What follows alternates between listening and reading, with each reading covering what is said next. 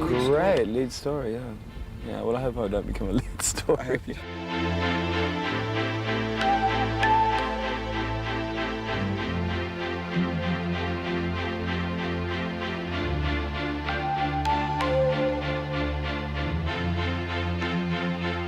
If you've lost someone in your life that's very close to you, then you realise life's very precious, life's very short. We're not here for a very long time. You might as well enjoy yourself. When someone close to you dies, you know, you suddenly realise, gee, you know, we're not immortal, and you know, you suddenly realise, hey, maybe, you know, you should be saying stuff to your close friends and family before it's too late to say it to them.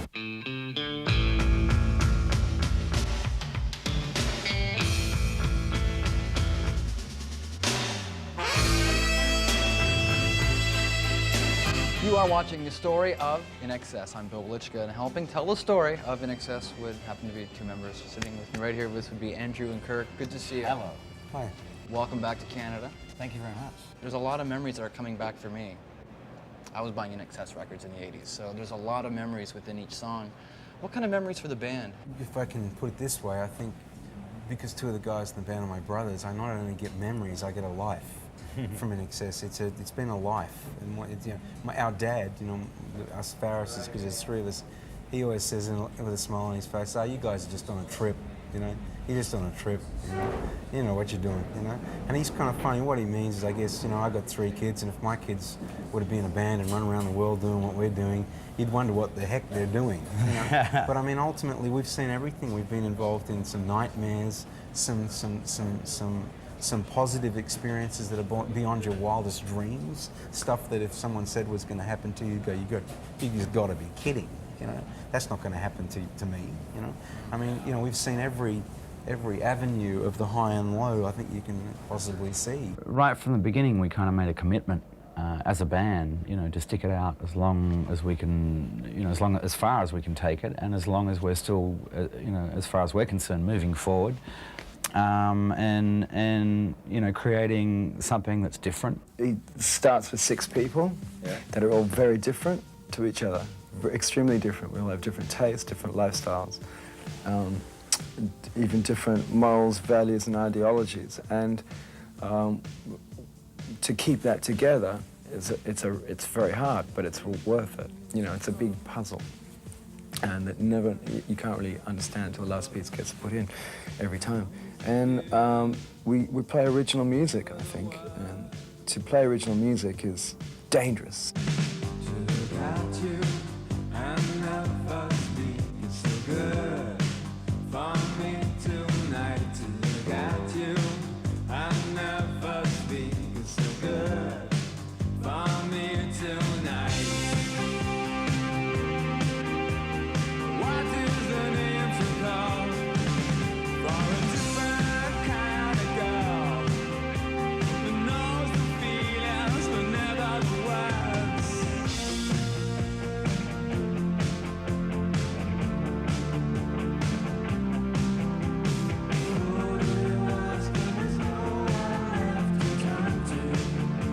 It seems that there's so many Australian bands cropping up all over the place. What is the scene like over there? There is a lot of new bands, you know, especially the bands are getting younger as well, because you don't have to get into a pub to play as well, you know, because this is another thing that's changing, is that video. We have so many shows, and that you can just about, if the clip is good enough sort of quality to get on, you can get it on. Let's go back to the late 70s. Interesting decade, especially at the end, when all these musical genres were all sort of Punk and disco and ska. It was bizarre, and that hasn't happened since. So that much stuff is going on at once, and INXS seemed to board upon a little bit of every one of them. Yeah, I think, I mean, we grew up with all sorts of influences. Australian radio in the early sort of, well, in the 60s and the 70s. There was only a few radio stations. And they weren't like American ones where, you know, they had formats and you were a this or a that, or you know, a heavy metal station or a middle of the road or an AOR or there. Each station, you know, you would hear from, you know, Frank Zappa to Rufus and Chaka Khan to Black Sabbath, you know, to Aretha Franklin to Little Feat or something, you know, all in a row, you know. What Kirk just said about the radio formats, we thought then that We thought the rest of the world was the rest of the world listened to one radio format with all mean- this music thrown in together, and then therefore, you know, that's what you had to do to be successful overseas. So when we came overseas, we thought, well, we'll just write a whole lot of songs and embrace R&B, rock music, you know, ballads. We'll just put everything in there. You go from listening to a lot of music, we listen to a lot of R&B and soul, all of us, I think, and you go from listening to it on, you know, at home with your friends, which we all were, to deciding you can play it, you know, really, and that's how we got into it, and just the love of all kinds of music, really. That's why we're still together. Just the chemistry in the band. I mean, you know, John and perhaps myself are more influenced by music that affects the feet, you know, and then Kirk's more the sort of heart or head type of guy, you know, and Michael's a bit more the sort of the body. Michael's a bit sort of lower body, you know, it's just that kind of a blend, I think.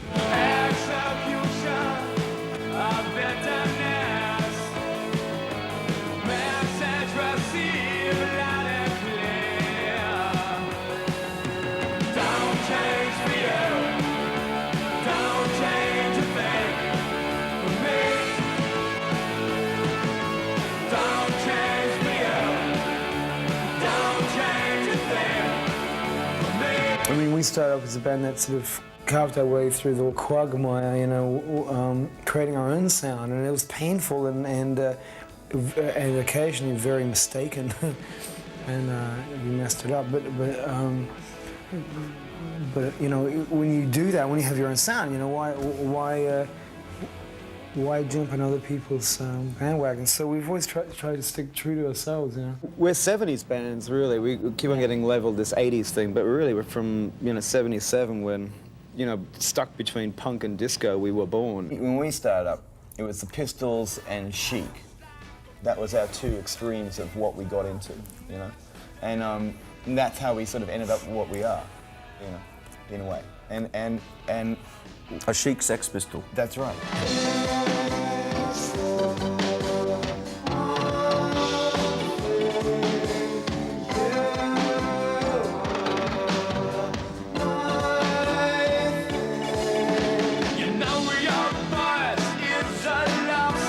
It strikes me that INXS has an awful lot of, call it raw sensuality, if you will. I'm thinking of the video where there's the woman opening the red, red fig. And the inside sleeve of the first record that was released here in North America, Shaboo Shuba, where you're all lying naked with a sheet over like some 19th century painting. No, well, that was exactly what it was meant to look like. But I mean, no, seriously, it was, the reason we did that naked shot was so that we didn't have any clothes on. No, it was it's the most honest thing you could do, you know. I mean, like, you know, if we did it without any clothes or like, you know, hairdos or anything like that, then it would present some form of mystery as to what the band is actually on about as far as an image. You know? In the silence, I think of you. I sent a message, hope it gets through. What's a special ingredient in your band that keeps you together?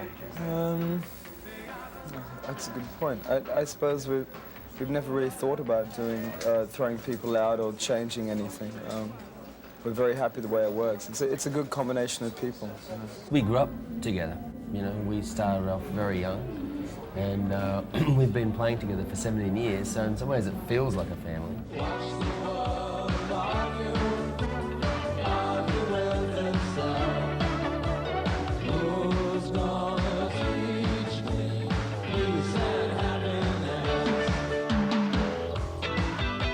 The hardest thing to explain is that part of it is we're friends. And it sounds weird and hard to believe, but it's true. No, it's the only way you could survive. And it's, you know, three brothers as well. Ironically, one of the questions that come at us recently is, you know, it's what's it like being with your brothers in a group? Must be really tough, must be really hard. All I can say is, actually, it's fantastic because you get to experience all of it, but you really know you're sharing with someone who cares, you know. So It's cool. It's a weird thing about, people say, how could you be in a band for 20 years, and when you drive each other crazy? I mean, there's a certain element of that, 6 Australian blokes in one room together. Oh, no. Yeah, but you actually, it's dangerous. But yeah, but it's at also, the same time, it's also friends and family. That's right. We've been together 20 years as a group. We've been together 30 years as friends. Yeah.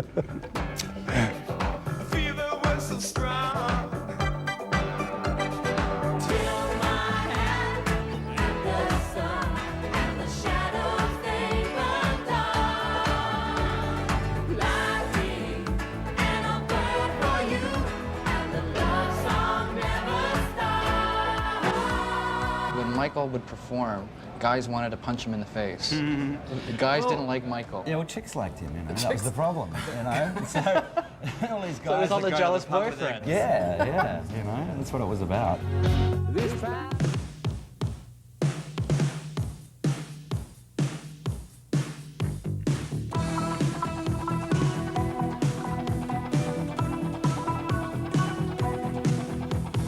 You might know of the original sin, and you might know how to play with fire. But did you know of the murder committed in the name of love? Yeah, you thought what a pity. It was an eye-opener when we did first come to America, and it was a bit of a problem in a way, because not only could they not work out what the name of the band was, INXS, they also didn't know how to pigeonhole us, what label to put on the band, like, what are you, and we couldn't really answer either. We just said, well, we're INXS, that's like it or leave it,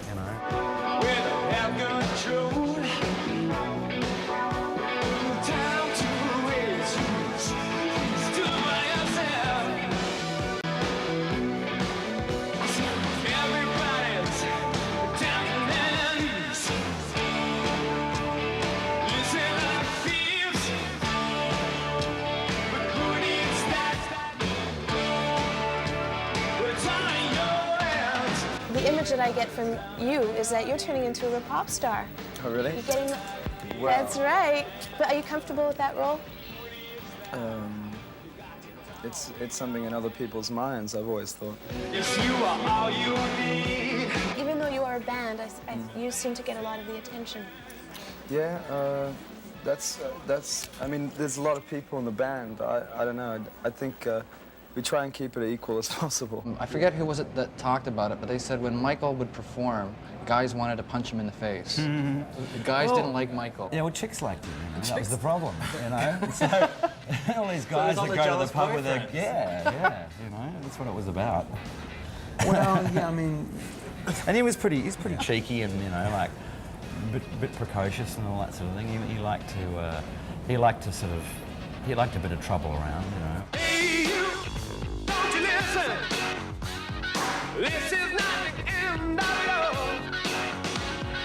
Don't you see? It's the rhythm. Take you where you really need to be. Oh.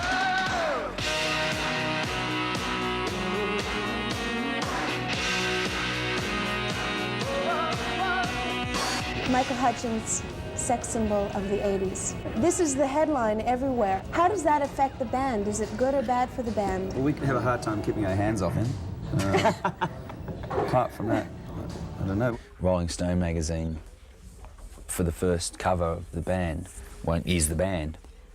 They only want a shot of the singer, but that's been the same for every single band that's ever been on the cover of Rolling Stone, at least the first time anyway. Yeah. And it's things like that that we said no to the cover because Michael was getting a lot of focal attention, and we want people to really, understand that we're a band. We're not a supporting band behind Michael Hutchins. Michael, unfortunately for him, because he's the front man and he's the focal point of the band, he can't go anywhere without sort of, it's him, sort of thing. And so people that end up in that situation tend to hang out with other people in that situation.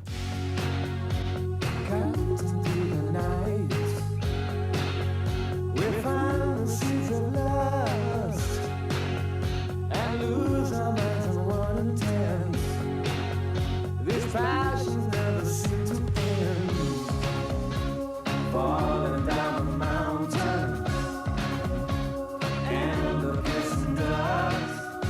the chemistry is probably only changed in a way that we've been together so long. You know what I mean?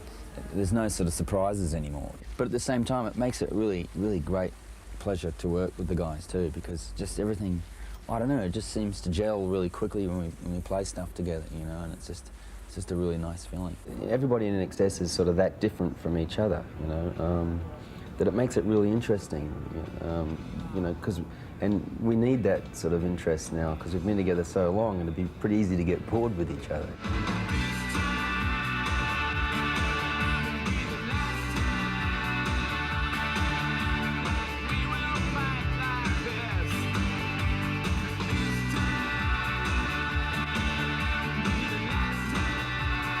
You know, I think the one thing about INXS that's kept us together is we've all been capable of controlling each other's egos, or, you know, or most of them anyway. So slide over here and give me a moment. Your moves are so raw. I've got to let you know. It can be very difficult to cope with because, you know, success may look glamorous and all that sort of thing, but invariably what it means to the actual, you know, performer or artist, it means you get no time to yourself. Everyone wants a piece of you. You know, life becomes very busy and full, and it just doesn't stop unless you stop it. And a lot of people spin out. I've got to let you know. You're my kind.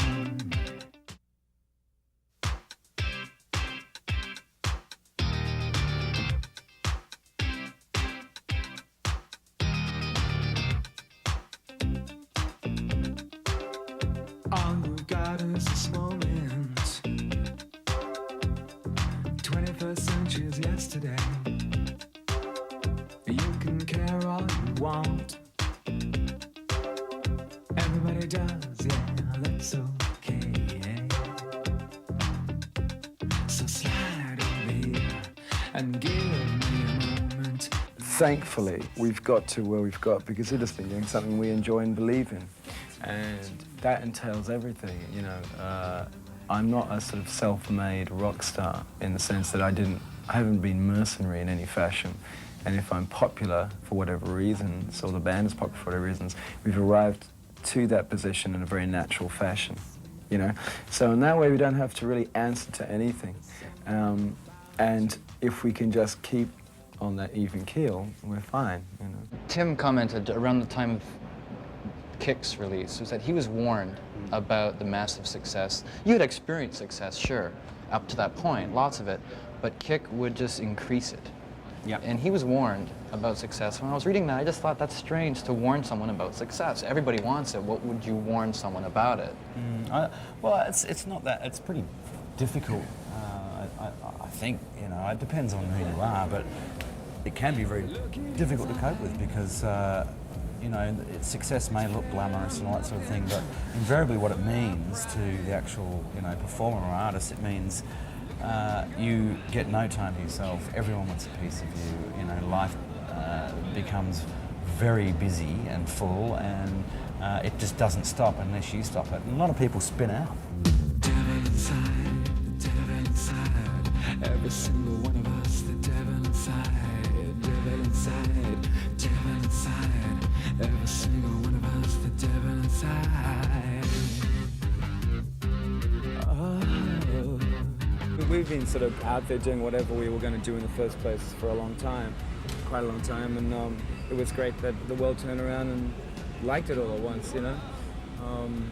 It wasn't really a shock, to be honest. It was like, yeah, okay, you know, seems right.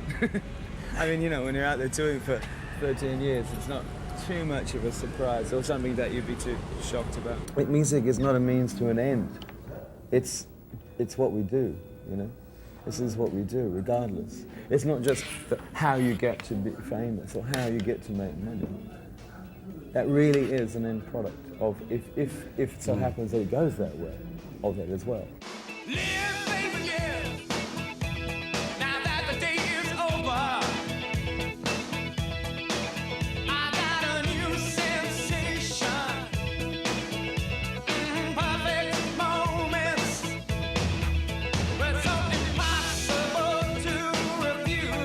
We sort of think of ourselves as a fairly honest, you know, sort of straightforward band. Yeah, it's much more natural than that. I mean, that's possibly why we've been out there and we have made a lot of albums and we're still together. I mean, it's what it is.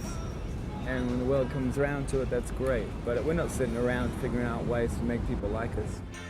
Apart from just the band on stage. Yeah, we've been working together for a long time, and I don't know what it is. We still enjoy it. Maybe that's it. Most of it's been about music, and we've tried to be pretty much a live band as well. Live performances figured very much in what we've done. You know, the touring thing. Yeah, the touring thing has been a big part of whatever it is we've done, and those live performances are a part of those high points in our career.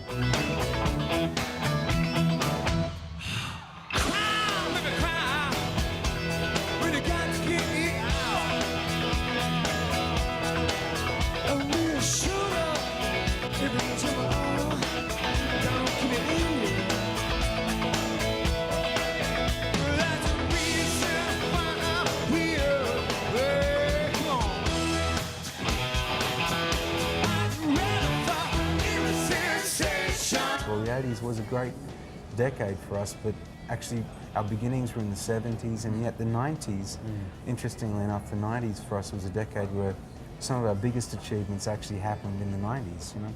Whether it was from the biggest record deal we had to the biggest gigs we ever did. Or the biggest selling albums. Yeah, the biggest selling records. In Europe. Finished before it began.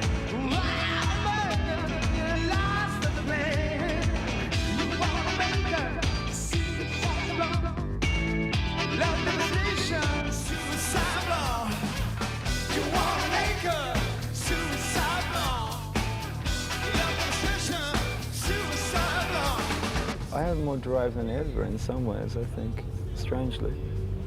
I thought I wouldn't, but I do. But I think what happens is, you know, maybe you just get a, I reckon you kind of get a more of a focus, and you get, you sort of know more what you want, and so you're going to struggle more to achieve it. One thing I have learned a lot about recently is just, you know, being happy with achievements. Sure. And because you were saying it's a monster of a business, yeah, it is. But the biggest monster of all is yourself. You have to be happy with what you're doing. I mean, I said this as a joke more or less the other day to Michael. I said, what are we doing this for? Because you just want some endless number one?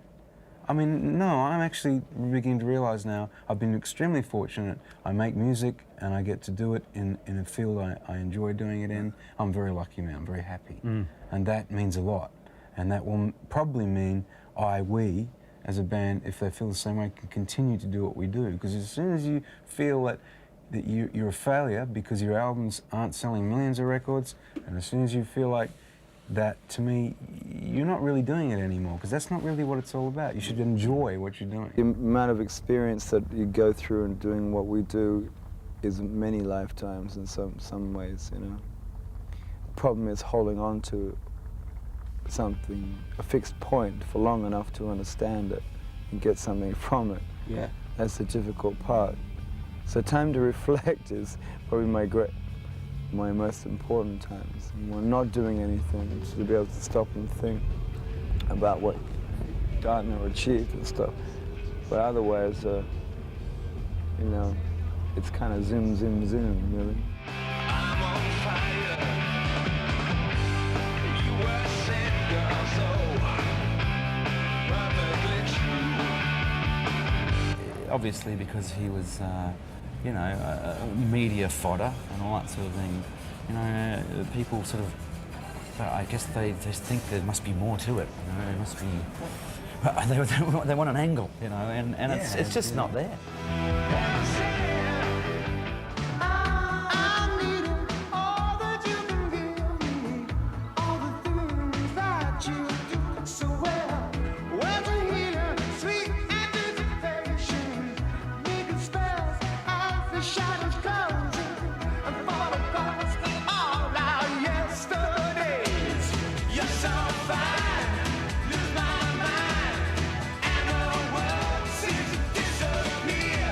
this beauty, physical beauty equals inner beauty is rubbish, you know.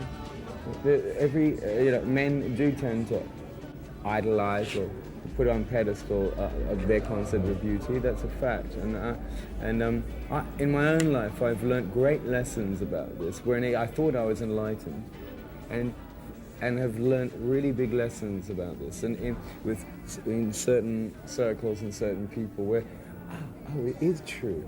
You know, just because I'm absolutely besotted by someone, the way they look, doesn't mean they're a good person or you know, a strong or a solid person. You know, they can be an absolute nightmare.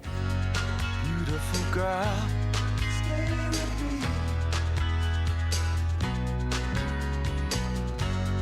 Beautiful girl, stay with me. I know we made a video about it. Yeah, we did. did. A song called Beautiful Girl. You know, it was a song that started off as a song about Andrew's newborn daughter. It's called Beautiful Girl. Very simple, sweet song. We revved it up and took it even further, a bit more complex, into about a runaway, confused young runaway girl. And part of her confusion is the fact that she can't stand all this pressure on her from all the magazines and the media. You got to be this and do that and eat this and not eat that and, you know, wear this. And You got to look like Barbie doll. you got to be this, you know, yeah, acme human. Beautiful girl, stay with me. It's a senseless pursuit, absolutely senseless pursuit, and it lacks any value system, you know, real, true value system. That's why people will sell their mothers and sell crack to buy a Porsche. Same difference. Same for men. Men are out there right now mixed up in the same confusion, you know. And it lacks any basic value, you know. This ain't the good life.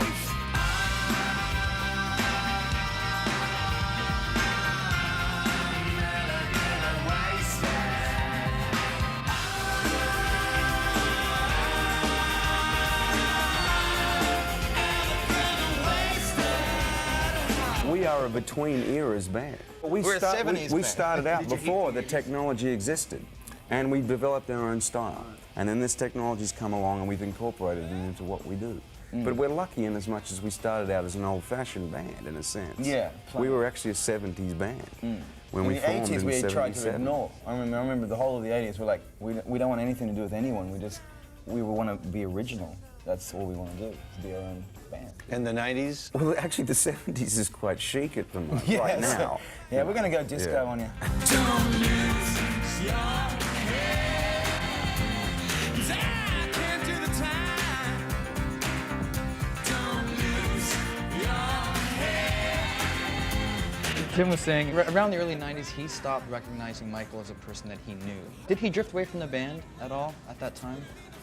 You know what, I think, if I can just say, I think when we were talking to another gentleman the other day who said to us, and he was in a completely different business, you know, to the one we're in, you know, and he said, you know, it's amazing, you guys have worked together for over 20 years, and I can't work with someone for more than a month without it driving me nuts. And I assume what he meant by that is that once you get to really know someone inside their soul, look in their eyes and find out what they're about, you really get, oh, maybe there's some stuff in there I don't want to see, I don't want to go there, you know? But when you work with people for like 20 years, you get to see everything, you know, every single up and deep down and way up there and everything in between and sideways, and you begin to realize that, a bit like family, you know, you take it all or you don't take any of it. I think probably what Tim meant is just simply that, you know, you go through phases with people, you go, wow, do I really know this person? Do I really know this guy? You know, do I know this? I mean, who is this person? You know, because you get to know sides of people that, you know, you wouldn't know if you didn't know them for years, that you might even find in your own family, that you have an experience with someone in your family, and you think, you know, I didn't even know that someone in my family could do something like that. I'm the psychopath. To be famous and to be a front person for a band, you know, you need a certain level of self-confidence to pull it off, you know, so you've really got to live the life. And I don't think for Michael it's very easy for him to sort of, you know, put on his rock star outfit or whatever and suddenly become Michael Hutchence. You know, he just is Michael Hutchence, and that's just the way he lives his life. So what you see is really the real picture. You know, that is him. That's the way he lives. I am such I am not alone. Yeah, this is the horrible thing, that it's an indulgent kind of world that you live in, and it indulges you to be that way. Well, they expect you to be that way, though, too. People don't mind if you kill yourself. They're quite happy about that. It's bizarre. There's not many other things like that, so, yeah. It's like when you work in the newsroom and someone dies, you know, there's almost like, someone died today, we got a lead story. Great, lead story, yeah. Yeah, well, I hope I don't become a lead story.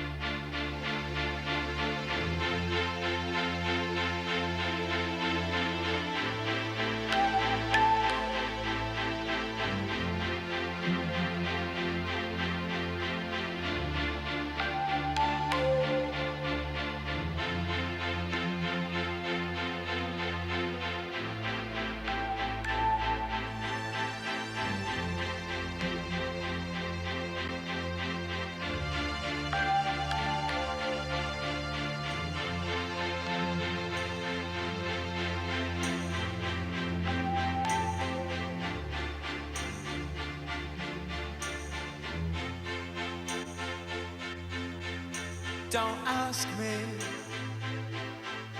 what you know is true. We saw him, a distant figure on a stage, and somehow felt that we knew him. We listened to him sing and felt that it was for us alone. And we, the comparative strangers, gather with those who knew Michael well, those who are here today to remember and to farewell one who was to them a son, a brother, a partner, a father, a colleague, and a friend. We will remember him with love and affection. We will all miss you, Michael. God bless you. We could live for 1,000 years, but if I hurt you. Obviously, because he was, you know, media fodder and all that sort of thing. You know, people sort of, I guess they just think there must be more to it. You know, there must be. They want an angle, you know, and it's just not there. Not in defense of people who want to know Yeah. or anything like that, but I'm talking about fans. When I say the public, I don't mean this. I mean people who have bought records along the way. Sure. May think that they know Michael, or they had known him by being there and spending money and buying the records. And I think when it happened, maybe they didn't know him. And I think they're confused by it. Much like maybe a lot of people were looking for answers. Well, we were really confused by it too, I mean, I've got to say, you know. Yeah, I mean, we're in the same position as our fans. And that for us, you know, is exactly right. In fact, probably in many ways, we didn't have the luxury to be distant and come and go from that. And you know, the separation that, you know. If I hurt you,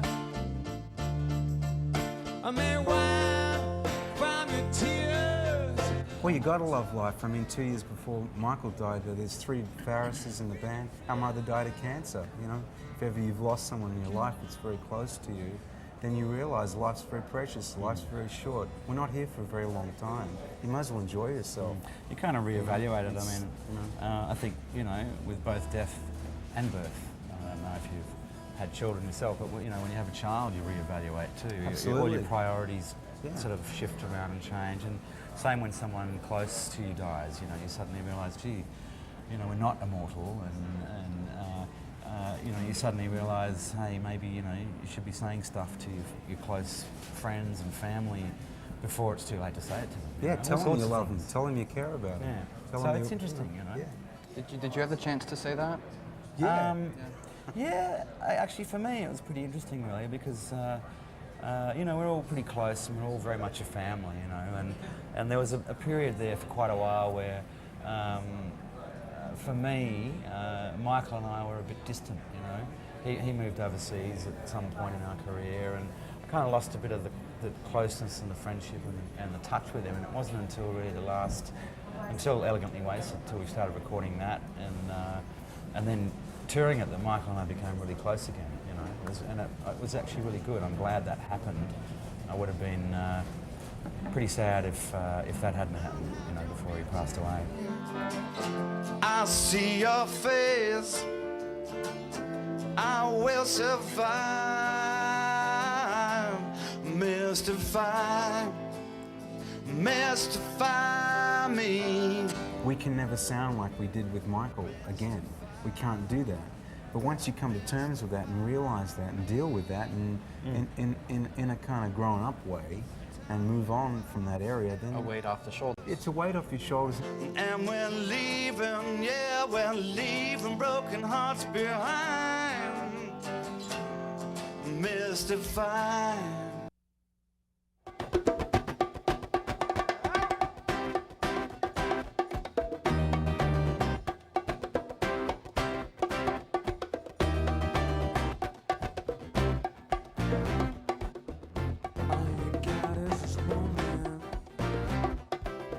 It's been 3 years, more than 3 years.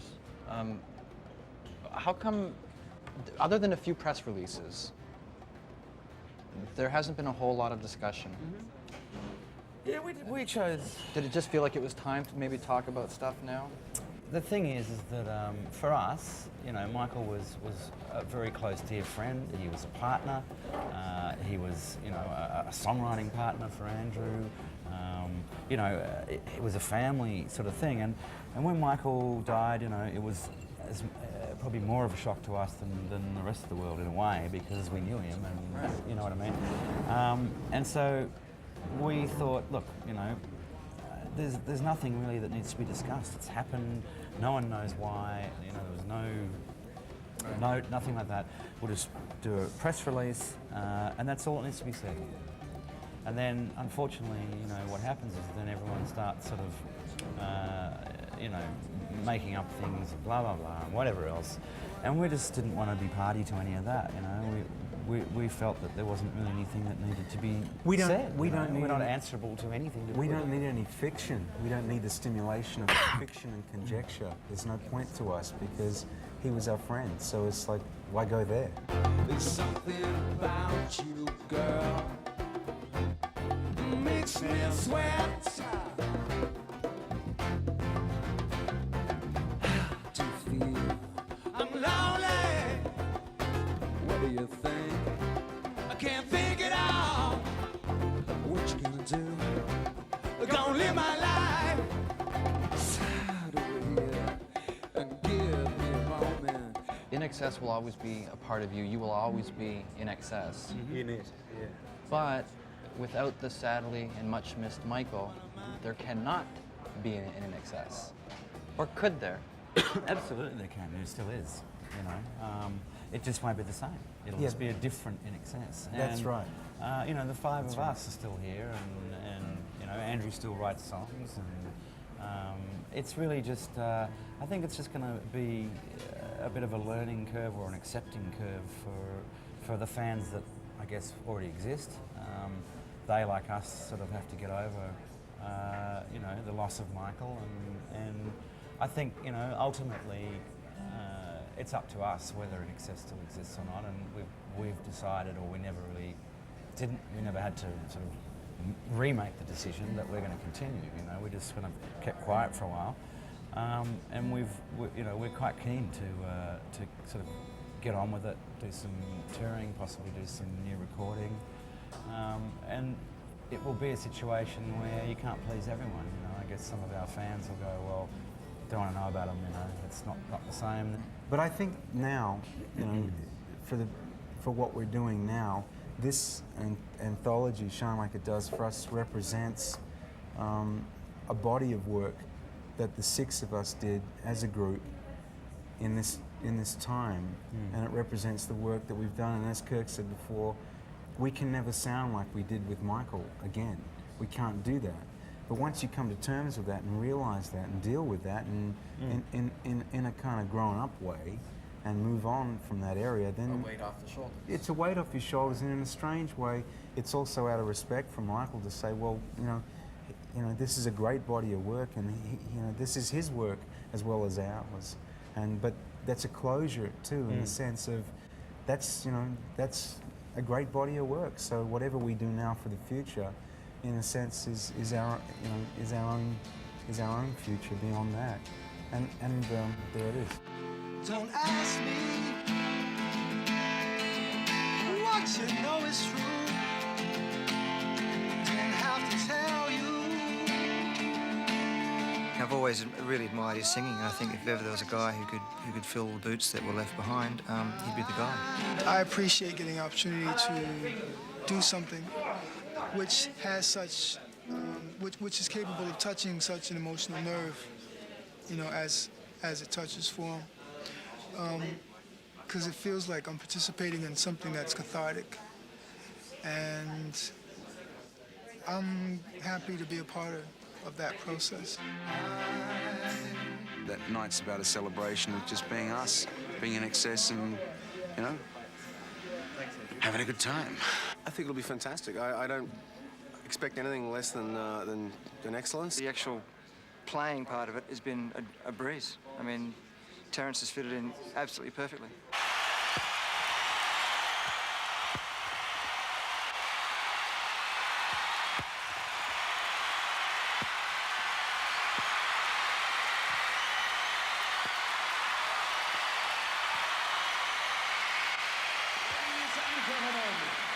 Welcome, INXS and their special guest star, Terence Trent D'Arby. I got a new sensation in perfect moments, impossible to lose.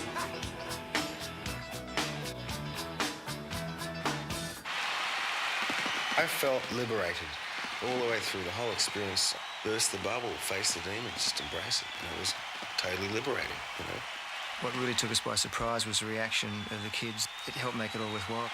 But to come off stage and see all those enthusiastic, happy, smiling faces, it's just spiritually encouraging.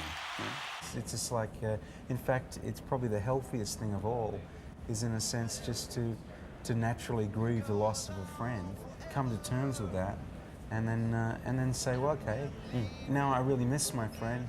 He was a great singer. He was a great songwriter. He was our friend. Let's move on. Mystify me. Mystify me. I need perfection. Some twisted selection that tangles me to keep me alive. INXS Shine Like It Does. I'm not going to say a greatest hits record because you already have one. This is an anthology. Explain the difference. There's a lot, really. I mean, this actually, although it has a lot of the singles on it, about half of it is not. At least in North America. Some of them were singles in Australia that were never released here, some in Europe. But it's basically a collection of throughout, right from the beginning up until the last album that we've recorded. And there's different mixes, different sort of versions of some songs, and it's all done chronologically. So it's interesting. I mean, it's got the first single we ever released, and its B-side. And yeah, it's different. It's not just straight out sort of greatest hits, best of. It's more of a reflection of our career, kind of a summary of the music we made together with Michael, and so it's kind of a bit of a tribute, but it's also a closure to that 20 years with that INXS had up until that point. But if I hurt you, I may whine from your tears. I told you that we could fly, 'cause we all have wings. Some of us don't know why. If we decide that, that that it doesn't work, then we'll be the first ones to know. But at the moment, what's actually been happening is a lot of people are saying, what are you doing? Why don't you come out and play, you know? Why don't you come out and perform? Why don't you make some new records or whatever? You know, there's not like people are shoveling dirt on us. And so, you know, and I wrote a lot of the music for the band, and I'm very much here and alive, you know? I'm right here, right now, you know, in real time, you know? So